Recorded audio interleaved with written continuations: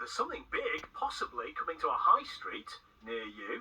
And I don't know if you've got a high street fairly close to you, what you would class as your local high street, local town centre. Hopefully there's a wide variety of shops there, lots of nice places to eat and drink. Obviously a bank or a building society would be useful.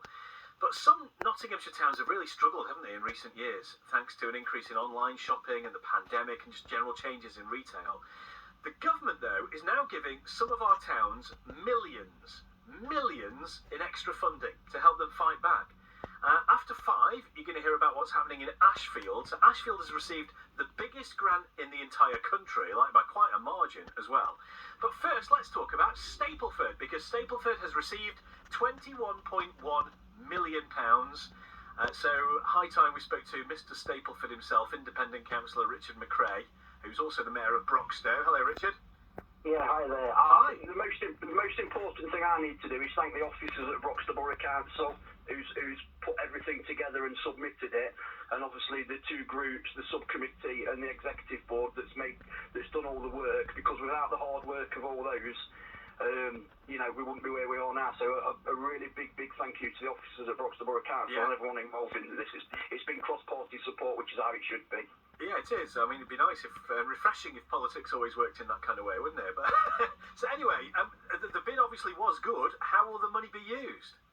Yeah, well, there's quite a lot it's going to be spent on. So we've got ideas. It's investment in a community leisure hub, which is an absolutely massive thing for me because I'm all about community. We've got a cycle superhighway, improving, making the road safer. We've got an enterprise hub, TAN centre recovery grant, and also adult learning and skills centre, because there's a possibility we might get HS2, whether you like it or not. I never have, but if it comes, it comes. And if there's going to be all them jobs, we need to get everybody ready so they can have the skills to do these things. So there's some amazing stuff there, isn't there? Yeah, I mean, those centres that you mentioned, how do we make sure they're not just buildings and that something useful happens with them? Well, that's down to the board and all the members and that to do this. Again, it's going to be the full backing of the officers, because they do all the work. Councillors and people come up and go, thank you for this, that and the other. I always say thank you to the officers, because they're the ones that make the magic happen. They're the ones that put the reports together, so we've got to be grateful for them. They'll make sure everything's on track, and they'll make sure everything happens. So we've got the money. We've all woke up this morning, £21.1 million funding for Stapleford. It's absolutely amazing, and then the community will make sure these places are used, so it's a win-win for everybody. Yeah. So what difference ultimately do you think we'll be able to see? When all the money's been spent, if you like, and we go back to Stapleford, what will we notice different about the place? As I've just said, you're going to see safer roads. You're going to see more people shopping in the high street. You're going to see more people using this community leisure hub.